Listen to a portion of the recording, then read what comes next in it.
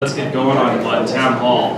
This is going to be kind of a combination of our Q2 Town Hall and our Q3. Obviously, we'll be focusing more on third quarter, but let us start by giving ourselves a round of applause on a successfully completed Q3. We'll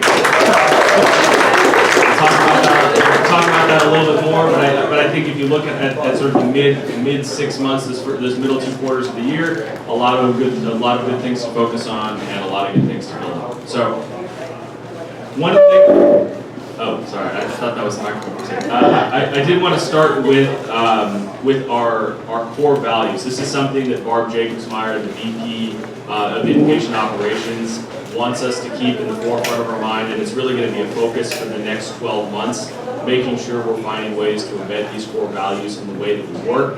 I've mentioned this before, but if you look at these values, I think they're genuinely really good things that you probably want to be doing in your life outside of work, but definitely here, I think they're good core values that I certainly can stand behind, and I think the hospital will benefit from as we embed. So over the next 6 months and over the next 12 months as we're rolling along, we'll be doing different things just to raise our awareness and continue to embed these principles into the work that we do. But more to come on that. All right, so just some metrics on third quarter. We treated a total of 403 patients. 80.4% of those patients went back to the community or went back to their homes.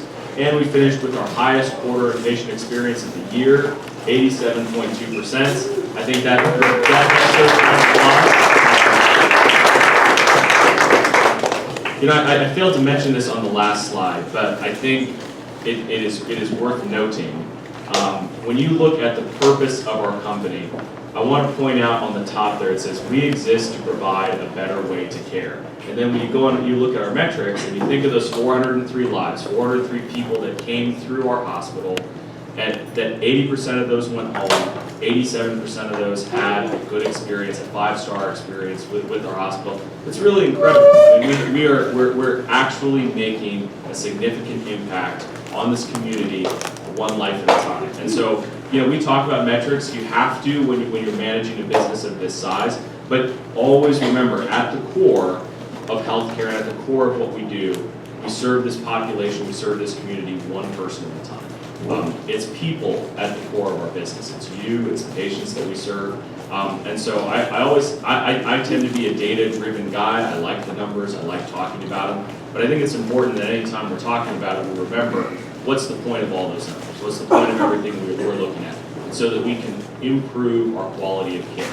Again, what's our purpose? To provide the best quality of care we can. We exist, that's our whole existence as a hospital, to provide that better way to care. So this is how we do it, the numbers are part of it, but always remember the human element at the core of what we're doing.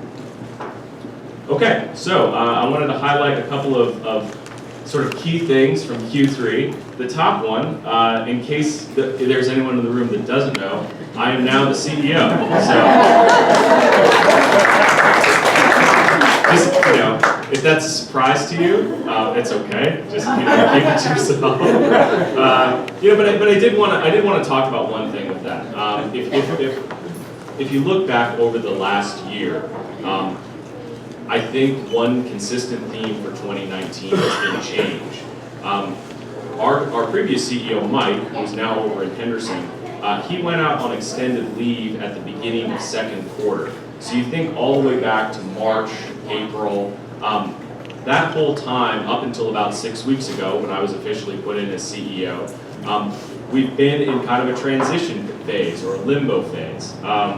That, you know, and then you think about all the things that are happening from a change perspective, from a legislative side, you know, changes in laws and the ways that we document, the ways that we're paid, and changes in the dynamics in the market, new competition opening up, all sorts of different things happening from a competitive landscape. I think what I think back on all of that is all of that change that has happened to us kind of externally, all of that change from a leadership perspective. I think it ironically in some ways, it's made it harder for us organizationally and as a hospital to move and evolve and change internally the way that we want to. You know, I can speak, you know, from a personal level, when you're the interim CEO covering for, for someone being out for, several months. I think that whole time frame was probably about almost 3 months. I didn't really feel comfortable flipping everything upside down because, the long-term plan was to have me move on. So I didn't want to, certainly from my perspective, I wanted to steady the ship, but I didn't want to sort of rebuild the organization and then leave you guys with, back with a different leader, with an organization built kind of under my direction, and then having me leave somewhere. So you're kind of in a bit of a holding pattern. Now that I'm officially in this role, and with some permanency now, we can really get to work on building this hospital and changing and evolving the way that we want to. So I just wanted to make that brief comment on that. I think it's important to note, and I keep having to remind myself it's only been like 6 or 7 weeks since I've been in this job. I can tell you there are days it feels like it's been longer, but not because of you. You guys have been great. So the next thing I wanted to highlight, the transition to IRF-PI. That was one of those big legislative things that I had mentioned earlier. Kudos to you. This is something we've been planning for 18 months, and it's the type of thing that can absolutely bury a hospital. If you do this wrong, and inpatient rehabs that have done this wrong in the country are going to pay literally a pretty high price for that, but also figuratively. With the new scoring system being tied to our reimbursement and the length of stay for our patients, this is something you can't mess around with. Mistakes on this undermine the quality of care that we can provide, and they can undermine our operational value, make it very difficult, if not impossible, to keep running the show the way that we have. So thank you for all the work and attention you've put towards that. We still have some time ahead of us as we refine and stay focused on this, but just know, I think from a patient care standpoint and an operational standpoint, it's incredibly important that we just keep evolving and keep getting better in relation to this new scoring system. I am happy that we aren't going to be kind of stuck between two. Having to score both systems. I think moving to this new one over time is going to be a really nice thing. One of the big highlights or focuses for the last 2 quarters has been Joint Commission preparation, and spoiler alert, it's on our 4th quarter outlook as well. We are in the window right now where Joint Commission can come at any time to survey our hospital. They're typically here for 2 days, although it probably feels like 30 days when they're actually here. And that is an opportunity for us to be evaluated from a third-party evaluator as to the credibility and the quality of our hospital. So Kat will come up and the quality team will come up in a little bit to talk about some of our preparation around that. But our mantra for 4th quarter is going to be past Joint Commission. This is our big thing. If we get through this, then it frees us up and opens us up to be able to put more of our attention and energy into building the hospital and developing more of our strategy in 2020. Right now, nothing can really take precedence over passing this. And this is one of the, I'm confident that we will, but it's certainly, this certainly isn't something that you want to take lightly or not take seriously. And then the final final thing in review from 3rd quarter, it's something I'm very proud of, and I think is a reflection of what we want to do more in the future. We have opened our wound pod, so that's back in the 4 to 6 rooms, which would be about 10 to 12 beds in the west. Yeah, I think it's the west corner of the hospital, if my directions are right. But what that says to me is we're finding new ways to serve the community that we're working with. A big driver behind that is looking at the community partnerships that we're building and trying to find ways to cater to the patient mix that will be coming in. So 2 new partnerships that we've been working on and driving towards. One is the VA hospital, and the other is Michael O'Callaghan Federal Hospital, which is the Air Force Hospital up near Manellis. So when we talked to those 2 administration teams and brought them in, had them tour the hospital, and some of you might have seen that, one of the big things they both talked about was wound care. So we really feel like this new pod and the work that we're putting in to get that refined is going to cater directly to the patient populations of new partnerships that we're developing in the community. So incredibly important for us to do that. We'll be pushing in 2020 to be Joint Commission certified in that. You have to collect data in order to do that, and so right now we're in that data collection phase, and certainly refining the operations around the wound pod to make sure it's clicking on all cylinders before we bring in someone to evaluate us. So again, I think there'll be more opportunity for us in the future to find new service lines and new avenues to cater to the community that we're part of. All right, so our next step, I believe, is going to be our joint commission slide. This is not it.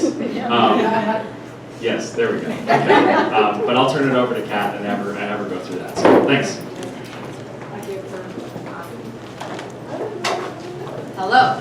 I am not the Joint Commission. However, you have seen me running around kind of quizzing and looking for things. So we're going to talk about some of the easy items that we can pay attention to as a hospital. And for step-ups, we're going to do this as a game show quiz. So who in our hospital should wear a badge? Who wants step-ups? Everybody. Man, that was a lot. Anybody want a hand? All right, so maybe a hand raise next time, but good, yeah. Let's all be aware that we all should have a badge on. And hint, some of the answers for the next questions may or may not be on your badge. How do you respond to a Joint Commission surveyor if you don't know the answer? I saw this hand first. I will find my supervisor and get back to you. That's a very good one. Who else? Anybody else have that? I saw another hand in the back. Nobody? Yeah. Go on. Yeah, that's good, but like, you know, if you don't know something, just don't, find your supervisor, don't respond to the wrong. Exactly. What we're looking for here is you don't elaborate, don't make up an answer, and don't guess. And I prefer we stay away from the lingo, I don't know, because guess what? You do know where to find the answer, is kind of the phrase you want to go with. It is. You ask your supervisor. You may have it on a badge buddy. You may have it in a pocketbook guide. So a good response might be, you know what, I know where we can find that answer. And then you take them to your supervisor or to one of the resource guides we have available. Who can give me 3 examples of HIPAA we frequently use? We don't use any HIPAA, patient identification materials. Their name on their door? Or not name on their door? That's an example of how we would protect HIPAA. I'll give you that. Wristband? Wristband is HIPAA, right? So if they're discharging, we cut off their wristband. We want to dispose of it appropriately. Me? I close and I lock my computer so nobody can see information about my patient. Bingo! That's a big one. If you step away from your computer or you notice one of your coworkers has stepped away from their computer and left it open, please Control-Alt-Delete, lock the screen so that they can come back onto it. Other things that we look at as HIPAA might be Turn over pieces of paper that have patient identifiers on it as you walk away. card X's, right? We all have a card X or our brain that we carry around with us, making sure those brains aren't easily accessible. What we discovered during mock is just having them sitting out. Somebody could still come pick them up. So make sure they're tucked into a binder, tucked away into a drawer that can seal or lock. How do you report an unsafe condition? I don't see a hand. Who's got a hand? I heard the answer to it, but RL6 Limited got that one. Yes. RL6 Solutions is how we notify of unsafe conditions in our hospital. Can you have a drink at the desk? No, good. That was a roaring no from the crowd. Absolutely no food and drink at the desk. Is that a patient safety thing? No, that is an OSHA standard. You are near where lab samples can be taken, where other medications and chemicals are coming and going. They shouldn't be on your wows or on your carts coming in and out of patient rooms. When is it okay to wear gloves in the hall? I saw May's hand up in the back. May? Never. Now, there are some reasons where you may have a single glove on, is if you have a soiled trash bag or linen bag on one hand that you are carrying directly to a soiled room. You should have a clean hand, though, to open and unlock that door. If that hand is gloved, you now are dirtying up the door and the keypad. So only in that situation would you say, I have a glove on this hand to carry this soiled bag, soiled item to the soiled room, after which immediately you wash your hands. What is a code purple?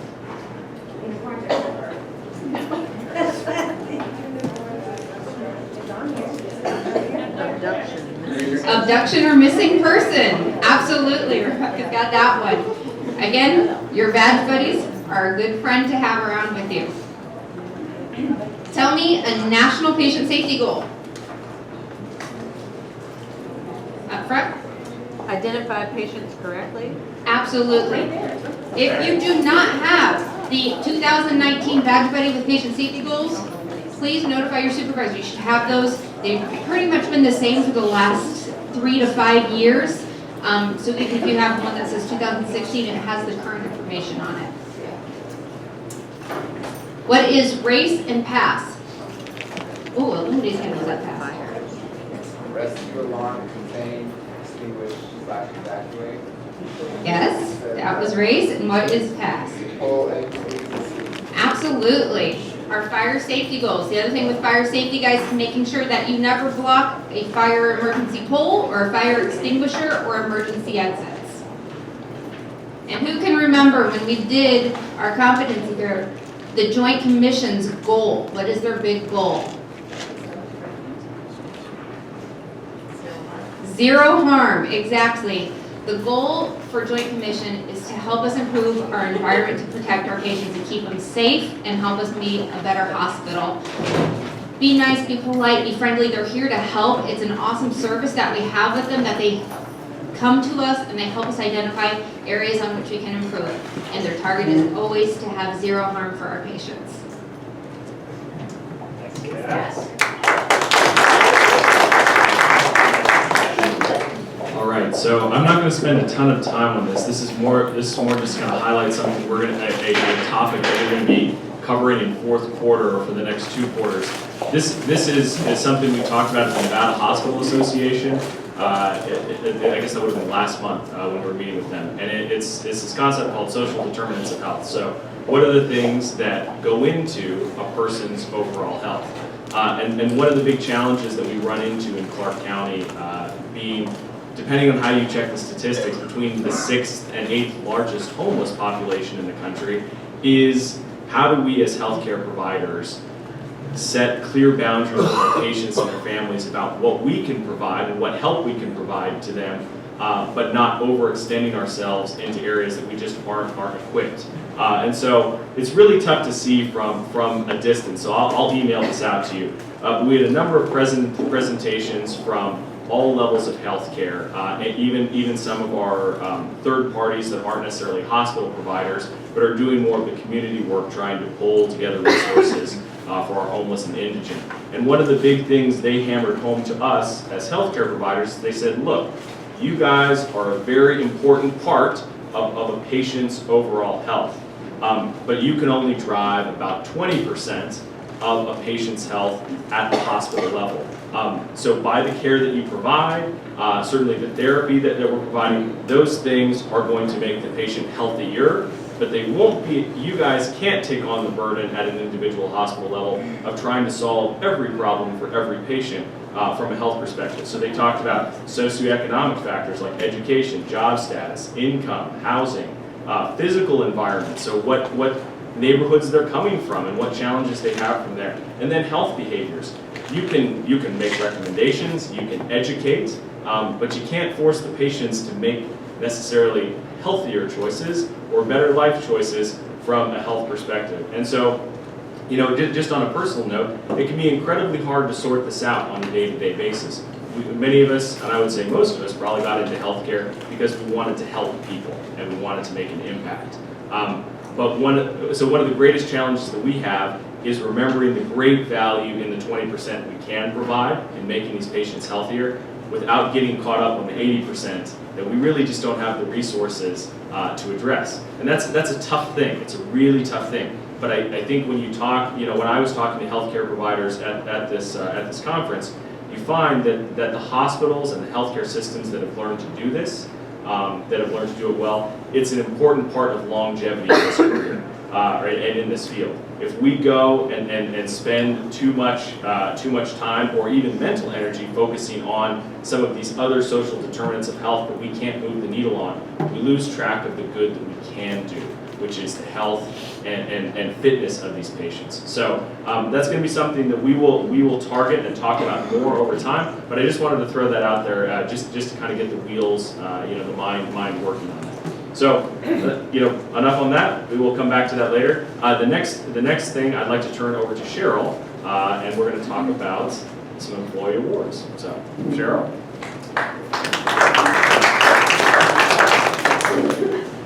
I love it. I always get to come over here for the fun stuff too. So just a reminder, if you've got paper step-up cards to go into Step Up for Excellence, and make sure you're inputting those so you don't lose them. But also, if you recall, usually twice a year, Step Up to Excellence does the 10%. We usually see that sometime in November, so it's going to be a great opportunity for capitalize on your cards. All right?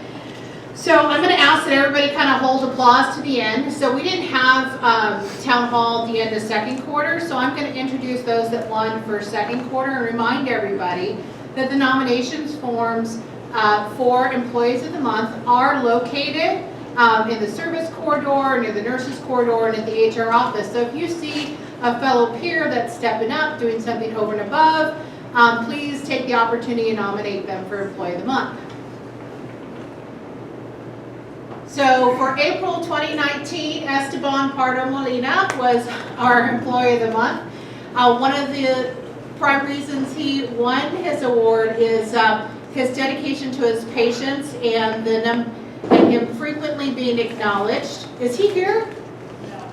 Oh, bummer. Frequently being acknowledged from his patients in the Press Ganey survey. For May, Kat Crescente, who was just up here, won. And I don't know if you know this, Kat spends a lot of time coming in the weirdest times of the day, trying to offer training and guidance to a lot of the staff. Occasionally she'll pop in at 3 o'clock in the morning and give everybody a heart attack, but she's really dedicated to her role and really trying to empower you guys. So kudos to her.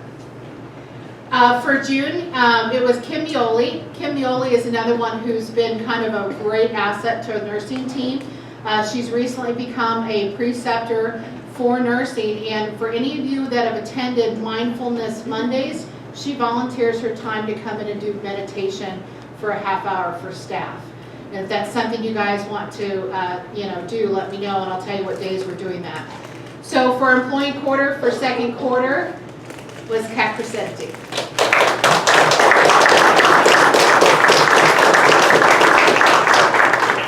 Let's go ahead and jump into third quarter for July. Illumide was nominated and won for Employee of the Month. Again, for his ability to show empathy for his patients and also stepping up and taking on one of the roles in the hospital as an IT liaison. For August was Heather Smith. She's one of our daytime CNAs, another person that's frequently recognized by her peers for just kind of jumping in and helping others when needed. And another one that's recently taken on the role as a certified preceptor in the hospital. For the month of September, our Employee of the Month was Pat O'Connor, who's our receptionist. And she's kind of flies under the radar, and I don't know if you know this, she has what has been called by Ray Hardy as her Mary Poppins cart. And she actually comes in 1 to 2 hours before her shift and actually goes and visits patients and brings them treats and stuff like that and plays game with them. And then on the weekend, she encouraged patients to join her up in the lobby to do name that tunes and listen to theme music. So she's really tried to really engage herself with our patients and kind of keeping them busy. And she also helps with bingo on Saturdays. And for employee quarter for the third quarter was Miss Pat.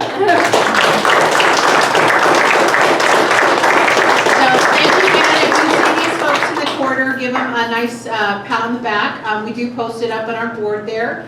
We will do the spin the wheel drawings for the $25,000 early next week, so we'll get those out as well. And again, these people are, I'm a loss for words. Go figure that one out. these are your peers, and, you know, they want to serve you in a peer capacity. And so just continue to help us reward employees for going over and above. So, thank you.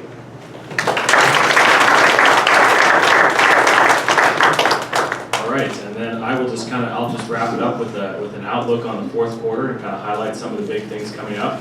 We already talked about, let me see if I can get this laser to work, there we go. Joint Commission, we are in the survey window now, so at any point when they come, don't worry, we will let you know. But it'll be, you know, all hands on deck, high alert, you know, whatever metaphor or thing you need to get in your mind, it's like, you know, I guess like, you know, you gotta be on. All right, patient experience is gonna continue to be a focus for us. We're coming off of a really strong third quarter, so what I would say is just keep doing what you're doing. Keep caring about the patients and focusing on them. I was appreciative that Cheryl went over all of the employee awards. Part of the reason that we had such a backlog is because the one town hall in the middle was the one where we were transitioning me in and Mike out. So you know, certainly our goal is not to have a 6-month backlog of that. But I think the key in recognizing those employees is, you know, it's all well and good for me to be up here and saying, yeah, we need to help these employees and make their lives better. But that's me saying that is not really going to change the needle. Your individual decisions every day and the touch points that you have with the patients are what will actually drive this score and drive what we need to see. So it's all about you. It really is. And so we can't, you know, we pick out highlights, but at the end of the day, our hospital rises and falls based off of your individual decisions every day. And so the fact that you come with a good attitude and are invested in our patients is really what it's all about. So I appreciate that and ask you just to continue to focus on that. Employee engagement survey, that is coming up in November. Now let me make a little side note on this. When I was hired, the VP of our company, Barb Jacobs-Meyer, said the number one thing she looks at is the employee engagement survey, because she said if you have engaged employees, it will drive everything else that a hospital needs. So when they go and look across the country and they see a hospital that's down, let's say in patient satisfaction or discharge to community or any one of the million metrics, the next thing they look at is, well, how engaged are the staff? So they're going to go to the employee engagement survey and they're going to look. They're going to look by department. They're definitely going to look at CEO. They're going to check and see how is that team. If they're locked in, then they're going to say, well, maybe it's a process thing. But if they see that, that's a huge red flag. And so we had a great employee engagement survey last year. And now, as we look towards a new employee engagement survey, the timing is a bit awkward. You know, you are just getting a chance to work with me in this capacity. Like I said, you know, I've been CEO for about 6 or 7 weeks, so we are really, in a sense, evaluating the potential of what this hospital could be. We don't really have a track record to evaluate. You know, by the time the survey comes out, you'll have about 3 months, and you know, some of you will have seen me, or hopefully most of you. But we really won't have had as much of a chance as I would like to, you know, to work together on some of these projects. And so what I would do is, and what I would ask you to do, is just understand how important the survey is. Understand that I really want to partner with you to build this hospital and make it better. And in a very real way, if the survey goes terrible, I might not be around the next year to have a chance to build the hospital with you. So I would love you to take the time on the survey and really think on what's the potential of what this hospital could be and what could we do together. What does the future hold with this team and with me as part of that? That's really what I think we're surveying. So I would, that's my plug on that. So if you would, in a sense, vote for Tij, and let's see what we can do in 2020. So in that vein, let me talk about one thing on employee engagement. We are going to do a bit more of a formalized kickoff. So we have been working with my creative development team, because that is not my forte, but we have some events, some cool things coming down the pike as far as employee engagement goes. I did want to put on your calendars, the holiday party is December 6th. Now, one of my duties as associate administrator earlier in the year was to plan the holiday party. So if you love it, make sure you credit me for it. If you hate it, it was somebody else's fault. No, but really, what I tried to do this year in working with the team, we wanted to go a different direction. So we did it early. It's very early in the month, December 6th, and we wanted it to just be fun and casual. So what we've done is we've rented out the restaurant BBDs at Palace Station. So we went into the tasting menu. They're going to bring in a bunch of like food and fun stuff. We'll have dancing, all like the traditional stuff there. And then we've rented out upstairs a full movie theater, so we can all go, if you want to go watch a movie after dinner and dancing, you can go check that out. The pool table and darts and all that stuff and Cinnabar, which is right above, is going to be cleared out for us as well. And then you also, if you don't want to do any of those things, you just want to go, gamble or do whatever, it's all right there. So I'm pretty stoked about it, and I'm interested to hear, to see how everybody enjoys it. I think it should be fun. I tasted the food; it was pretty good. I'm a terrible dancer, so I can't evaluate the quality of the dance floor. But I think the movie theater is going to be pretty neat, and having some just activity space where we can go and do some fun stuff. So please mark that on your calendars. Be there and come and enjoy that. And so those are those are the big things for fourth quarter. So I thank you for a solid third quarter, very solid second quarter. We've got some big things ahead of us to kind of wrap up the year. But I think we've got a good team, and I'm confident that we can execute on everything that we need to. So thank you. I'm looking forward to talking to you more in the employee engagement survey. And have a great day.